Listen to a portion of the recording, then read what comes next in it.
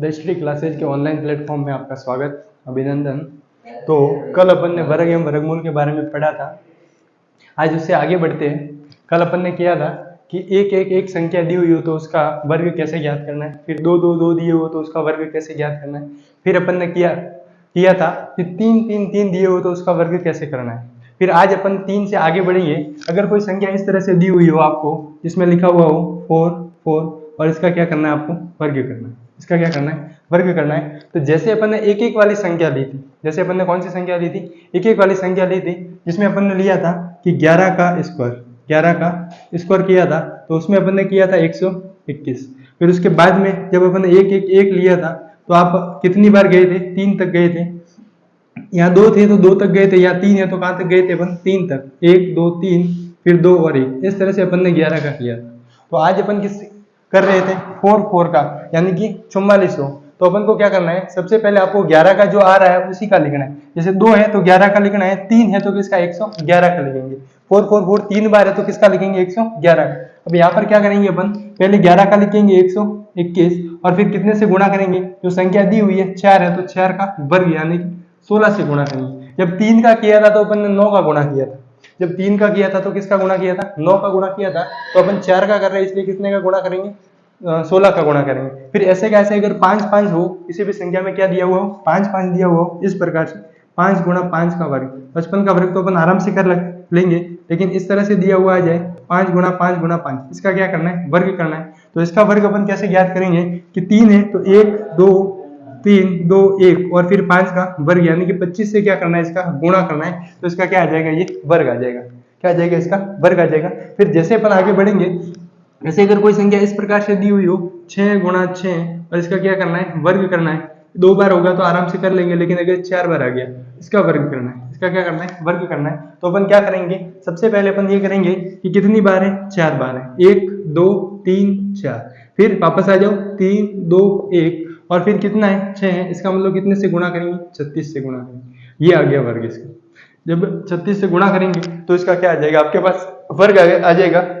इस प्रकार से किसी भी संख्या का फटाफट अपन वर्ग ज्ञात कर सकते हैं। ये तो एक वाली, दो वाली, तीन वाली, चार वाली संख्या होती है, इस तरह से। अब देखिए, आप जानते हैं कि 7 का वर्ग है वो कितना होता है, 7 का वर्ग होता है अपने पास 49।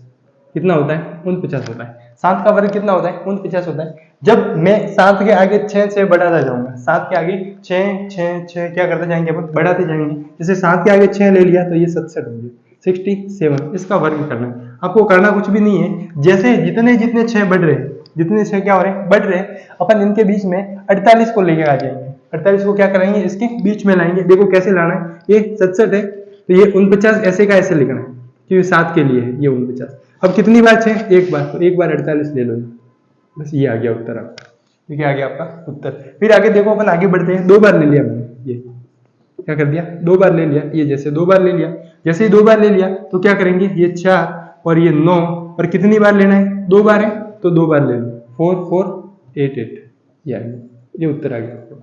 फिर थोड़ा सा और आगे बढ़े, 1 2 3 4 और फिर 7, इसका वर्ग करना है। इतनी बड़ी संख्या, तो इसका वर्ग भी आप एकदम 2 मिनट 1 सेकंड में कर लोगे। कैसे करोगे, 4 लिखना है, फिर कितना लिखना है, 9। कितनी बार है, 4 बार। कितनी बार लिखोगे, 1 2 3 4 और 8, 1 2 3 4, ये आ गया उत्तर। ये क्या आ गया, उत्तर आ गया। तो इस तरह से किसी भी संख्या का फटाफट अपन क्या ज्ञात कर सकते हैं, वर्ग ज्ञात कर सकते हैं। यहाँ तक वर्ग की बात अपनी क्या हो जाती है, पूरी हो जाती है। थोड़ा सा और आगे बढ़ेंगे अपन। देखो एक बार इसका स्क्रीनशॉट ले लो।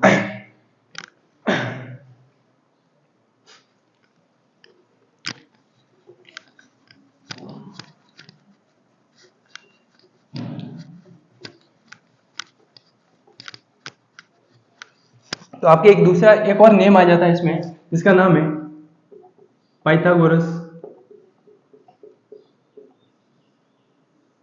ट्रिक।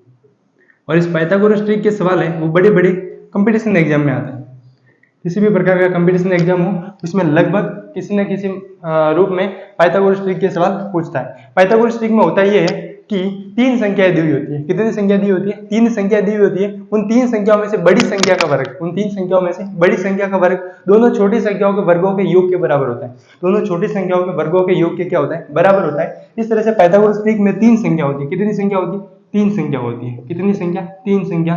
और तीन संख्या इस प्रकार से होती है, तीन संख्या इस प्रकार से होती है कि दोनों छोटी संख्याओं का वर्ग, दोनों छोटी संख्याओं का वर्ग बड़ी संख्या के वर्ग के बराबर होता है। दोनों छोटी संख्याओं का वर्ग बड़ी संख्या के वर्ग के क्या होता है? बराबर होता है। इस तरह से अपन ज्ञात करेंगे। तो देखो पाइथागोरस ट्रिक में सूत्र लगता है जिसमें जो दी हुई संख्या होगी आपको, उसको आपको क्या मानना है? 2m मानना है। क्या मानना है? 2m मानना है। एक संख्या तो होती है 2m, दूसरी संख्या हो जाएगी m स्क्वायर प्लस 1 और तीसरी संख्या हो जाएगी m स्क्वायर प्लस माइनस 1। एक तो संख्या हो जाएगी 2m, दूसरी संख्या हो जाएगी m स्क्वायर प्लस 1 और तीसरी संख्या हो जाएगी m स्क्वायर माइनस 1।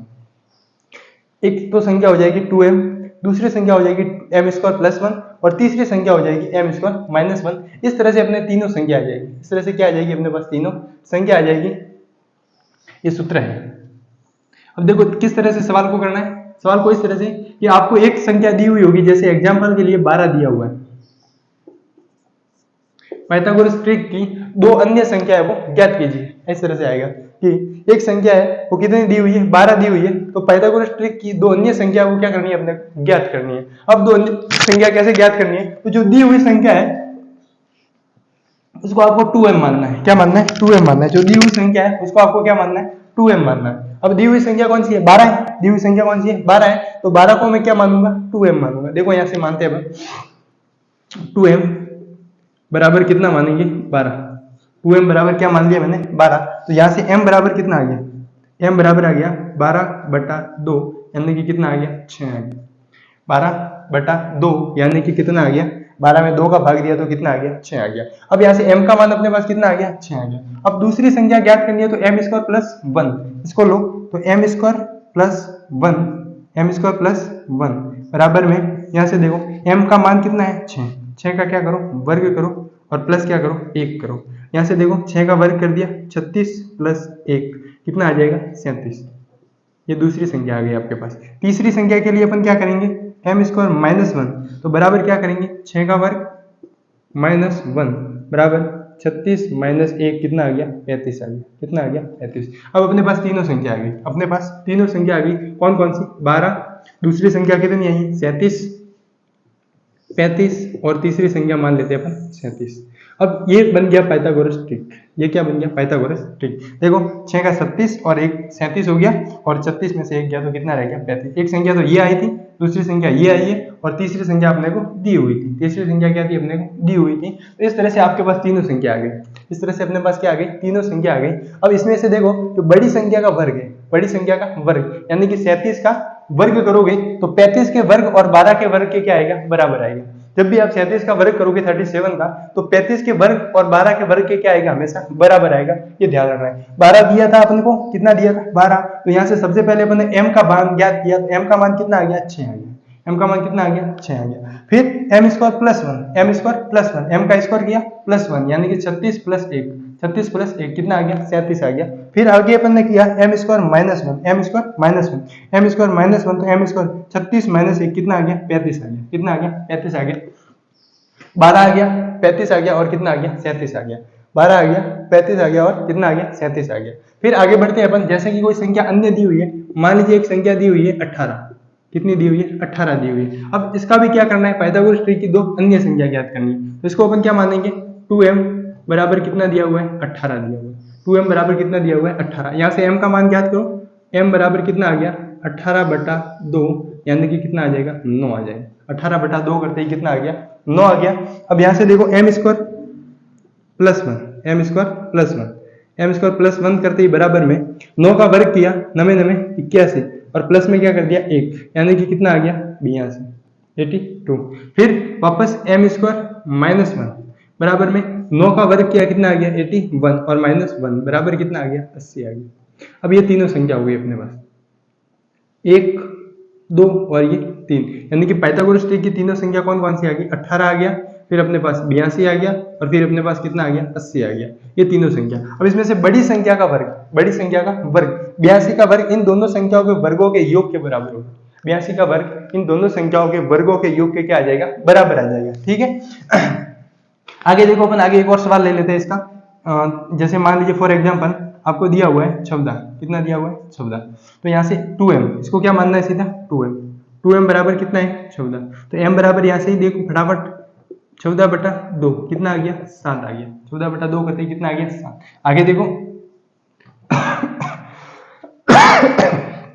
7 आ गया तो m square plus 1, m square plus 1 बराबर में देखो 49 हो गया प्लस का 1 कितना आ गया 50 आ गया। 49 प्लस 1 कितना आ गया 50। फिर m स्क्वायर माइनस 1 बराबर में 49 माइनस 1 बराबर कितना आ गया 48 आ गया। कितना आ गया 48, ये आ गया 48। अब तीनों संख्या आ गई अपने पास। एक तो आ गई है कौन सी 14 आ गई है, एक तो कौन सी आ गई 14, दूसरी आ गई है 48 और तीसरी आ गई है 50। ये तीनों संख्या हो गई। इसमें 50 का वर्ग 50 का स्क्वायर 48 के स्क्वायर और 40 के स्क्वायर के क्या हो जाएगा बराबर हो जाएगा। इन दोनों का योग इसके वर्ग के क्या हो जाएगा बराबर, इन दोनों के वर्गों का योग। ठीक है, फिर अपन इस तरह से ये अपन क्या ज्ञात कर सकते हैं, पाइथागोरस ट्रिक ज्ञात कर सकते हैं। अपन क्या करेंगे 8वीं क्लास से लेकर 8वीं क्लास, कहने के लिए तो ये 8वीं क्लास की गणित है, लेकिन मैं आपको 8वीं से लेकर और जितने भी कंपटीशन एग्जाम है, जैसे रीट हो गया, एसएससी हो गया, सीईटी हो गया, जितने भी कंपटीशन एग्जाम है और उसमें आपके वर्ग और वर्गमूल दिया हुआ है, क्या दिया हुआ है वर्ग और वर्गमूल, तो इसमें से एक भी सवाल बाहर जाने नहीं देंगे। अपन क्या करेंगे पहले 8वीं की गणित को पूरा कर लेंगे, इसके बाद में इसके वर्ग और वर्गमूल के जो अन्य सवाल है उसकी एक दिन क्या ले लेंगे अपन क्लास ले लेंगे। और पिछले जितने भी एग्जाम है उसमें आए हुए कि वर्ग और वर्गमूल के किस प्रकार से सवाल आते हैं, तो आपको भी देखने में आएगा कि जो अपन ने पढ़ा है उसमें से सवाल आ रहे हैं या नहीं आ रहे हैं। देखो एक तो ये होता है कि अपन ऊपर ऊपर से पढ़ते जाए, और दूसरा ये होता है कि अपन जो भी टॉपिक ले रहे हैं उसको एकदम क्या कर दे यहीं पर खत्म कर दे। कहने का मतलब ये है कि जब भी आप 8वीं की गणित पढ़ोगे, ये वाली 8वीं की गणित आप पढ़ोगे, जैसे 8वीं क्लास का कोई बच्चा पढ़ रहा है तो यहाँ से अगर ध्यान से पढ़ लिया तो आगे आने वाले किसी भी कंपटीशन एग्जाम में आपको 8वीं की गणित उठा के देखनी नहीं पड़ेगी। होता ये है कि जब भी कोई कंपटीशन एग्जाम होता है, मान लीजिए कोई कंपटीशन एग्जाम आ गया, अब जैसे हम भी किसी मान लीजिए किसी कंपटीशन एग्जाम की क्या करते हैं तैयारी करते हैं, तो क्या करते हैं एनसीईआरटी पढ़ते हैं, एनसीईआरटी पढ़ते हैं। अब बोलते हैं कि एनसीईआरटी पढ़ो, एनसीईआरटी पढ़ो, एनसीईआरटी पढ़ो, क्योंकि एनसीईआरटी में से एज इट इज जैसा दिया हुआ है वैसा का वैसा सवाल आता है। तो फिर क्या करना पड़ता है 8वीं की गणित खंगोलनी पड़ती है, फिर 10वीं की गणित खंगोलो, फिर 11वीं की, फिर 12वीं की, फिर ग्रेजुएशन लेवल की, जितना बड़ा एग्जाम। ठीक है, तो ये छोटे छोटे जितने भी एग्जाम होते हैं उसमें क्या आता है जैसे वर्ग और वर्गमूल के सवाल आते हैं, क्या आते हैं वर्ग और वर्गमूल के सवाल। तो वर्ग और वर्गमूल के सवाल है वो 8वीं की गणित या फिर 9वीं की, 9वीं में तो है भी नहीं। वर्ग और वर्गमूल वाला टॉपिक है वो आपको कहाँ देखने को मिलेगा 8वीं में से लेके ऐसे का ऐसे दे देते हैं, 8वीं में से लेके ऐसे का ऐसे दे देते हैं। तो आपको भविष्य में कभी भी वापस 8वीं की गणित खोलने की जरूरत नहीं पड़ेगी, ये गारंटी है 101%। और आपके कंपटीशन एग्जाम में भी वर्ग और वर्गमूल में से जो अपन पढ़ेंगे उससे बाहर एक भी सवाल नहीं जाएगा। ठीक है, यहां तक देखो, स्क्रीनशॉट ले लो आप।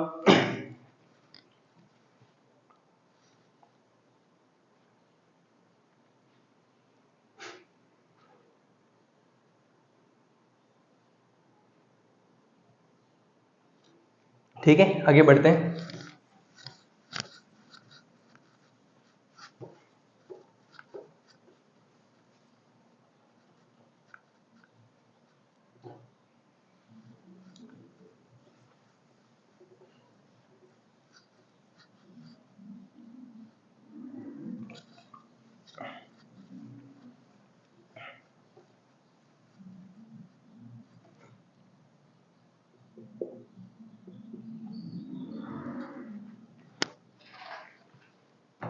देखो अपन सवाल करेंगे। पहला वाला सवाल देखो, प्रश्नावली 6.1, कक्षा 8वीं की प्रश्नावली 6.1। उसमें देखो निम्नलिखित संख्याओं के वर्गों के इकाई के अंक क्या होंगे। निम्नलिखित संख्याओं के वर्गों के इकाई के अंक बताने अपने को। जैसे पहला सवाल लेते हैं अपन, इकाई के अंक बताने। पहले में मैंने पहला ले लिया 81, दूसरा ले लेते हैं अपन 272, तीसरा ले लेते हैं अपन 799, चौथा ले लेते हैं अपन, और एक ले लेते हैं ये, चौथा नहीं लेके कौन सा ले लेते हैं 6, ये वाला ले लेते हैं 2 6 3 8 7। ठीक है, और एक ले लेते हैं अपन 8वां, इसमें 99 8 0 और 0। ठीक, अब इसमें क्या बताना है अपने को, वर्गों के इकाई के अंक, यानी कि इन संख्याओं का जब आप वर्ग करोगे तो इकाई का अंक क्या आएगा। अब आपको कहने की जरूरत ही नहीं है, मैंने आपको आगे वाले नियम में पढ़ाया था कि अगर कोई संख्या दी हुई हो, अगर कोई संख्या दी हुई हो, उसके इकाई में जो भी अंक है उसके वर्ग का जो अंक आएगा वो उस संख्या पूरी संख्या के इकाई का अंक होगा, वो उस पूरी संख्या के इकाई का अंक। अब एक है, एक का वर्ग करो, एक आ रहा है, एक का वर्ग करने पर कितना आ रहा है, एक आ रहा है। इसका मतलब इस संख्या के इकाई, एक के वर्ग में इकाई का अंक कितना आ रहा है, एक आ रहा है। इसका मतलब इस पूरी संख्या के वर्ग में भी कितना आएगा, इकाई का अंक एक आ जाएगा। यानी कि एक का क्या किया, एक का वर्ग किया बराबर कितना आ रहा है, एक ही आ रहा है। तो इकाई का अंक, इसमें इकाई का अंक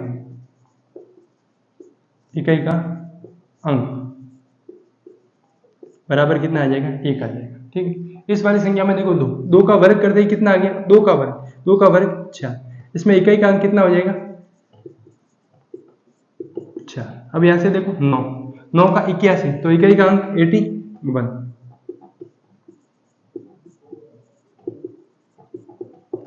फिर यहां से देखो 7 आ रहा है, 7 का 49, तो इकाई का अंक कितना हो जाएगा, 9।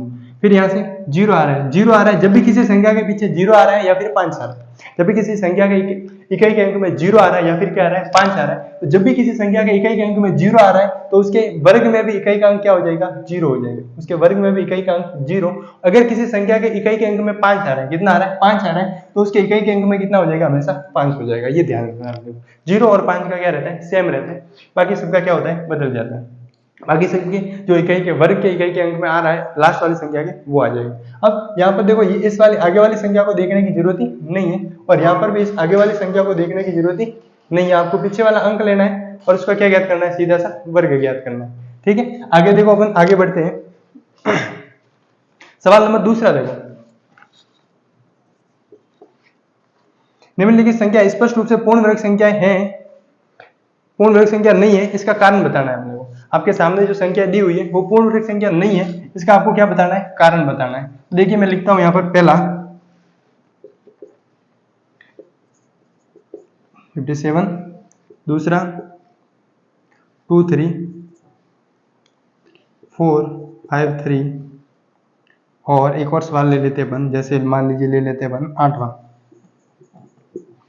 इसमें 5 0 5 0 और 5 0, इस प्रकार से संख्या आपको दी हुई। और भी बहुत सारे सवाल है, तो यहाँ से देखो आपको बताना है कि ये पूर्ण वर्ग, इसने पहले से बोल दिया कि ये पूर्ण वर्ग संख्या नहीं है, लेकिन क्यों नहीं है वो बताना है। अब यहाँ से देखो, मैंने पूर्ण वर्ग संख्याओं के लिए एक नियम लिखाया था कि यदि किसी संख्या के इकाई के अंक में, यदि किसी संख्या के इकाई के अंक में 2 3 7 और 8, इकाई में क्या दिख रहा है आपको, इकाई में क्या दिख रहा है आपको, 2 3 7 8, इकाई में क्या दिख रहा है, 2 3 7 और 8, तो वो संख्या है पूर्ण वर्ग संख्या, पूर्ण वर्ग नहीं होंगे। वो संख्या है वो पूर्ण वर्ग संख्या क्या होगी, नहीं होगी। ये अपन ने नियम में स्पष्ट पढ़ा था। तो यहाँ पर इकाई के अंक में कितना आ रहा है, 7 आ रहा है, इसका मतलब ये संख्या पूर्ण वर्ग संख्या नहीं है। क्यों नहीं है, क्योंकि इकाई में कितना आ रहा है, 7 आ रहा है। फिर दूसरी वाली संख्या देखो, इसके इकाई में कितना आ रहा है, 3 आ रहा है, कितना आ रहा है, 3 आ रहा है, तो ये भी पूर्ण वर्ग संख्या नहीं है। क्यों नहीं है, क्योंकि इकाई में कितना आ रहा है, 3 आ रहा है। अब यहाँ पर देखो, इकाई में कितना आ रहा है, 0 आ रहा है। मैंने क्या बोला था आपको कि पूर्ण वर्ग संख्या के इकाई में 0 की संख्या सम होनी चाहिए, पूर्ण वर्ग संख्या के इकाई में 0 की संख्या क्या होनी चाहिए, सम होनी चाहिए, तो वो पूर्ण वर्ग संख्या है, अन्यथा नहीं है। अब यहाँ पर 0 की संख्या सम है क्या, विषम आ रही है, 0 की संख्या क्या आ रही है, विषम आ रही है, अतः ये पूर्ण वर्ग संख्या नहीं है। सॉरी, ये भी पूर्ण वर्ग संख्या नहीं है। क्यों, क्योंकि शून्य की संख्या क्या है, विषम है। शून्य की संख्या क्या है, विषम। अगर सम होती तो पूर्ण वर्ग संख्या होती, अन्यथा नहीं होगी। ठीक है, थोड़ा सा आगे बढ़ते हैं अपन, सवाल नंबर तीसरा देखिए।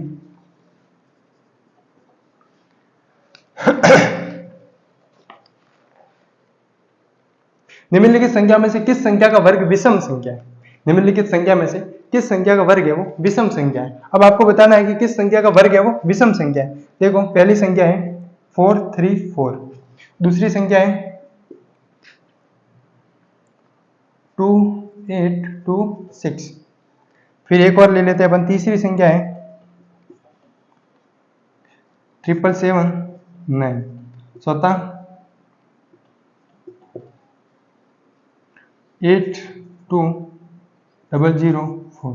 अब आपको बताना है कि किस संख्या का वर्ग विषम संख्या है, किस संख्या का वर्ग है वो क्या है, विषम संख्या है, ये आपको बताना है। अब विषम संख्या कब होगा, आपको पता है कि इसका जब भी वर्ग ज्ञात करेंगे उसके इकाई का अंक, जब भी इसका वर्ग ज्ञात करेंगे इन संख्याओं में, उनके इकाई का अंक वही होगा जो इनके इकाई का अंक है, जो इनके इकाई, जो संख्या के इकाई का अंक होता है वही उसके वर्ग का इकाई का अंक होता है, जो संख्याओं के इकाई का अंक होता है वही उसके, जो संख्याओं के इकाई का अंक होता है उसका वर्ग करेंगे अपन, जो उत्तर आ रहा है वही उसके वर्ग के इकाई का अंक हो जाएगा। मान लीजिए यहाँ पर कितना आ रहा है 1, तो 1 का वर्ग 1, यानी कि जो उत्तर आएगा उसके इकाई का अंक भी कितना हो जाएगा, 1 हो जाएगा। दूसरी संख्या देखिए ये 6 का वर्ग करेंगे 36, तो इसके वर्ग, इस पूरी संख्या का वर्ग करेंगे उसके इकाई का अंक कितना हो जाएगा, 6 हो जाएगा। कितना हो जाएगा, 6। यहाँ पर कितना आ रहा है 9 आ रहा है, इसका मतलब इसका वर्ग करेंगे तो 81, इसका मतलब इसके इकाई का अंक कितना हो जाएगा, 1 हो जाएगा। कितना हो जाएगा, 1। यहाँ पर देखो 4, इसका मतलब 16, तो इकाई का अंक कितना हो जाएगा, 6 हो जाएगा। अब यहाँ से देखो जो संख्या सम आ रही है वो तो उनका तो सम आ जाएगा, और जो संख्या विषम आ रही है उनका क्या आ जाएगा, विषम आ जाएगा। इसका वर्ग करेंगे तो क्या आएगा, विषम, क्योंकि क्या आ रहा है, इकाई में 1 आ रहा है। इसका वर्ग करेंगे तो क्या आएगा, सम, क्यों, क्योंकि इकाई में क्या आ रहा है, 6 आ रहा है, जो कि क्या है, सम। तीसरे का वर्ग करेंगे तो इकाई में क्या आएगा, 1 आ जाएगा, इकाई में क्या आ जाएगा, 1 आ जाएगा, क्यों, क्योंकि 1 आ रहा है, सॉरी, तो इसका भी वर्ग है वो क्या हो जाएगा, विषम हो जाएगा, क्यों, क्योंकि इकाई में 1 आ रहा है, 1 क्या है, विषम संख्या। इसका वर्ग करेंगे तो ये है 4, 6 आ गया, इसका इकाई के अंक में कितना आ रहा है, 6 आ रहा है। इसका मतलब ये कौन सी संख्या हो जाएगी, जो वर्ग आएगा वो सम संख्या हो जाएगी। तो इसका तो विषम आ रहा है, इसका भी विषम आ रहा है, इन दोनों का क्या आ रहा है, सम आ रहा है। अब यहाँ पर नाम आ रहा है एक तो सम और एक विषम संख्या। क्या होती है सम और विषम, मैं आपको बताता हूँ, एक बार इसका स्क्रीनशॉट ले लो आप।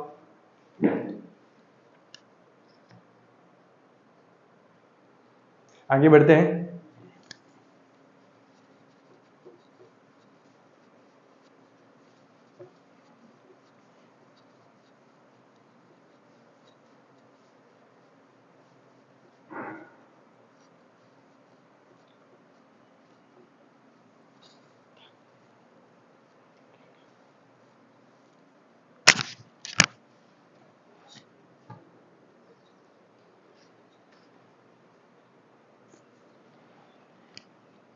तीसरा हो गया। अब चौथा देखो, इसमें कोई खास है नहीं, ऐसा कैसे ही है। अब मैंने बताया कि सम और विषम संख्या, एक तो क्या आया था, नोट डाल के आप लिख सकते हो, सम, सम संख्या,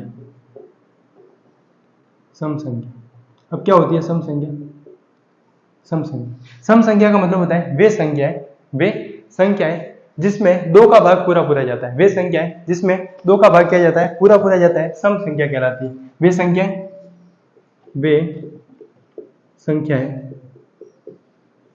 जिनमें 2 का भाग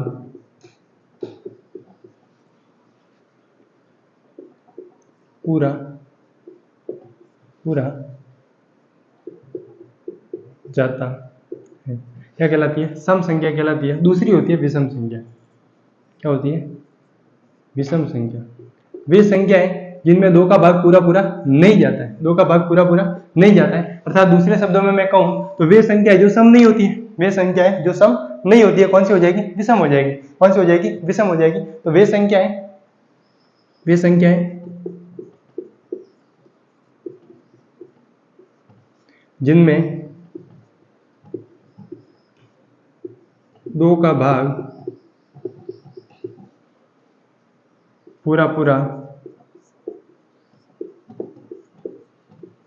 नहीं जाता है, क्या कहलाती है, विषम संख्या कहलाती है। अब एक संख्या को छोड़कर दूसरी संख्या, हर दूसरी संख्या विषम होती है। जैसे कि 1 से अपन शुरू करें तो 1 विषम है, 2 क्या है, सम है, फिर 2 को छोड़कर 3 है वो वापस विषम है, फिर 4 को छोड़कर 5 है वो वापस क्या है, विषम है। इस प्रकार से एक संख्या को छोड़कर एक संख्या क्या विषम है, और सम की बात करें तो एक संख्या को छोड़कर दूसरी संख्या है वो क्या है, सम है।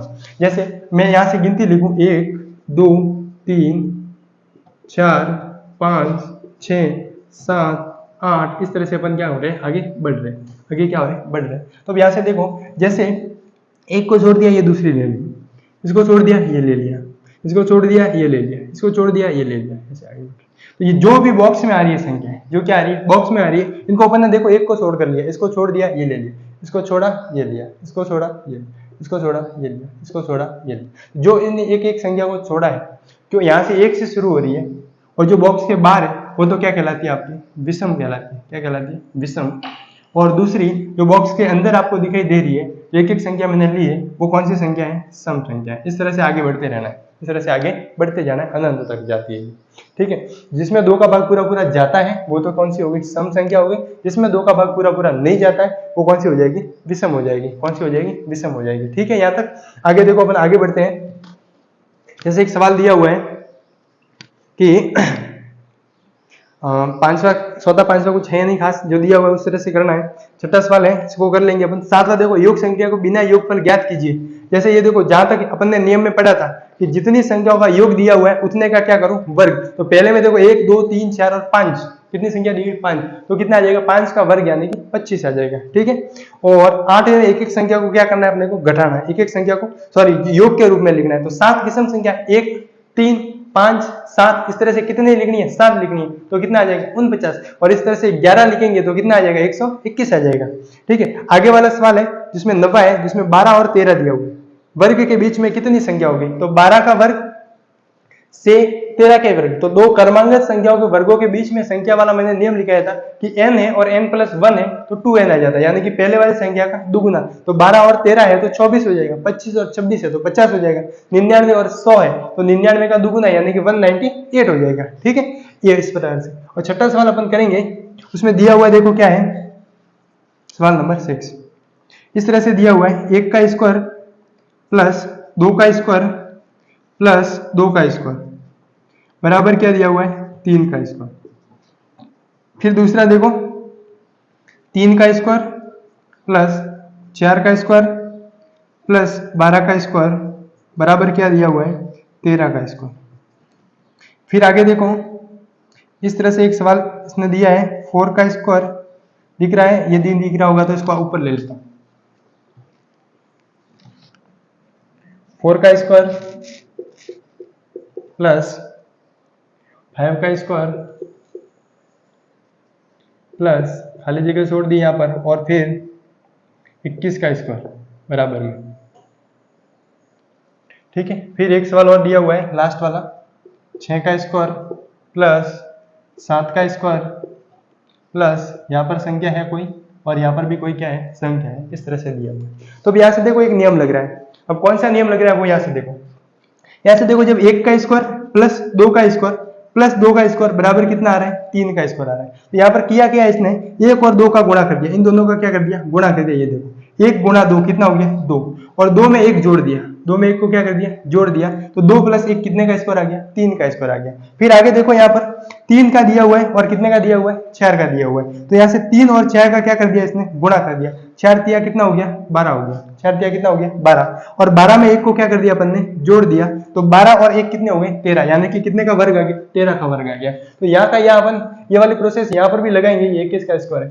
तो यहाँ पर देखो, ये 4 है और ये कितना है? 5, तो 4 × 5 कितना हो गया? 4 × 5 = 20। यहाँ पर कितना आ जाएगा? 20 का स्क्वायर। कितने का स्क्वायर? 20 का स्क्वायर। तो यहाँ से अपन 1 को जोड़ेंगे, ये प्लस में क्या कर दिया? 1 कर दिया, तो 21 का स्क्वायर आ जाएगा। कितने का स्क्वायर आ जाएगा? 21 का स्क्वायर आ जाएगा। नीचे देखो, 7 और 6 का दिया हुआ है, तो 7 सके कितना हो जाएगा? 42, 7 संग 42, 42 का स्क्वायर आ जाएगा 42। अब यहाँ से आगे बढ़ेंगे तो 42 में 1 को क्या करना पड़ेगा? जोड़ना पड़ेगा। तो ये कितने का आ जाएगा? 43 का आ जाएगा। कितने का आ जाएगा? 43 का आ जाएगा। 36 और ठीक, 7 7 42 नहीं होगा यहाँ पर, ये 42 से हो रहा है, भूल गया मैं भी। 7 संग 42, 7 7 49, और यहाँ पर कितने का? 43। ठीक है, 7 संग 42 का स्क्वायर प्लस कितने का आ जाएगा? 43 का स्क्वायर आ जाएगा। फिर आगे बढ़ते देखो, इस ये कहाँ से नियम लग रहा है? देखो कहाँ से नियम लग रहा है। नियम यहाँ से लग रहा है, किस तरह से लग रहा है कि यहाँ पर मान लीजिए मैं a मान लूं, a का स्क्वायर प्लस यहाँ पर क्या मान लेता हूं मैं? b मान लेता हूं, तो b का स्क्वायर। यहाँ पर क्या मान लेते हैं अपन? a मान लेते हैं, a का स्क्वायर प्लस यहाँ पर क्या मान लेते हैं अपन? b मान लेते हैं। क्या मान लेते हैं? b मान लेते हैं। क्या मान लेते हैं? b मान लेते हैं। तो a का स्क्वायर प्लस b का स्क्वायर। तो यहाँ पर अगर a × b का स्क्वायर दिया हुआ है, क्या दिया हुआ है? a × b का स्क्वायर दिया हुआ है, a का स्क्वायर प्लस b का स्क्वायर, और यहाँ पर a + b का स्क्वायर दिया हुआ है आपको, या फिर यहाँ नहीं दिया हुआ है, तो यहाँ पर क्या आ जाएगा? a × b का स्क्वायर, a × b + 1 का स्क्वायर आ जाएगा। कितना आ जाएगा? a + b गुण प्लस 1 का स्क्वायर आ जाएगा। यहाँ से देखो a का स्क्वायर प्लस b का स्क्वायर अगर दिया हुआ है और यहाँ a गुणा b हो रहा है, इन दोनों का क्या हो रहा है, गुणा हो रहा है, तो यहाँ पर a गुणा b प्लस 1 का स्क्वायर करेंगे अपन, a गुणा b प्लस 1 का क्या करेंगे अपन, स्क्वायर करेंगे, इस तरह से आ जाएगा। ये वाला सूत्र आपको ध्यान में रखना है। इनमें से कोई भी संख्या गायब हो उसको अपन क्या कर सकते हैं, आराम से निकाल सकते हैं, आराम से क्या कर सकते हैं, निकाल सकते हैं। यहाँ गुणा वाला दिया हुआ हो तो यहाँ वाली संख्या है तो किसका गुणा करे कि ये आ जाए, इसका क्या कर देंगे, इसमें भाग दे देंगे, ये वाली आ जाएगी, ठीक है। और ये दिया हुआ हो तो एक जोड़ के ये वाली लिख देंगे अपन, ठीक है। यहाँ तक ये हो गया। फिर अपन आगे बढ़े थोड़ा सा तो यहाँ पर हो जाती है आपकी प्रश्नावली 6.1 तो कंप्लीट, 6.1 प्रश्नावली वो तो क्या हो जाती है यहाँ पर पूरी हो जाती है। फिर आगे बढ़े अपन 6.2 में देखो, 6.2 में देखो पहले वाले तो दिया हुआ है वर्ग ज्ञात करना है, पहले तो क्या दिया हुआ है, वर्ग ज्ञात करना है, किसी संख्या का क्या करना है, वर्ग ज्ञात करना है। जैसे कोई संख्या दी हुई है 32, कोई संख्या दी हुई है 46, इनका क्या करना है, वर्ग ज्ञात करना है। तो उन संख्या का उन संख्या से क्या कर दो, गुणा कर दो। अपन ने तो क्या सीखा है कि इसका वर्ग करेंगे, फिर 2 गुणा इन दोनों का गुणा करेंगे, प्लस 3 का क्या करेंगे, वर्ग करेंगे, तो वहां से फटाफट से आ जाएगा, ठीक है। 46 का करेंगे तो भी डायरेक्ट करेंगे, देखो किस तरह से करेंगे, 6 का करेंगे कितना हो गया 36, असल के 3, 4 सके 24, 24 दूनी 48, 48 और 3 49, 50 और 51, ये 5, 4 का 16, 4 सौ के 16, 16 और 5 कितना हो गया 21, ये आ गया उत्तर। इस तरह से करेंगे अपन, ठीक है। कल परसों मैं देख रहा था वीडियो अपने वापस क्लास के कि कितने डाले हैं, क्या हुआ है, तो एक कमेंट देखने में आया, इसमें बोला गया था कि सर सीरियस बहुत रहते हो आप, मतलब इतना सीरियसली मत पढ़ाया करो, इतना सीरियस रह के मत पढ़ाया करो। तो सीरियसलिटी का तो ऐसा है भाई कि हर किसी के चेहरे पे दिखती नहीं है आपको ये कि कोई मायूस होके हर कोई दिखे। तो कहने का मतलब ये है कि सभी की आती नहीं और मेरी जाती नहीं। पाइथागोरस ट्रिक, ये वाला सवाल मैंने दूसरा आपको करवा दिया है, और पहला वाला सवाल इसमें वर्ग ज्ञात करना है, ये वाला आपसे हो जाएगा। यहाँ तक ठीक है। फिर अपन कल आगे से लेंगे अपन वर्गमूल, आगे से क्या लेंगे अपन, वर्गमूल लेंगे। वर्ग वाला टॉपिक आपके यहाँ आके क्या हो जाता है, खत्म हो जाता है, और वर्ग वाले जो कंपटीशन लेवल के सवाल है वो अपन बाद में लेंगे लास्ट में। कल से क्या शुरू करेंगे अपन, वर्गमूल शुरू करेंगे, जिसमें वर्गमूल किस तरह से ज्ञात करते हैं, वर्गमूल की विधियां कौन कौन सी है, और वर्गमूल के क्या क्या नियम है, डायरेक्ट कैसे वर्गमूल ज्ञात करना है, किसी संख्या को देखते ही आपके दिमाग में आ जाना चाहिए कि इसका वर्गमूल है वो ये होना चाहिए, ठीक। तो वो भी अपन सारा देखेंगे। आज के लिए इतना ही, धन्यवाद।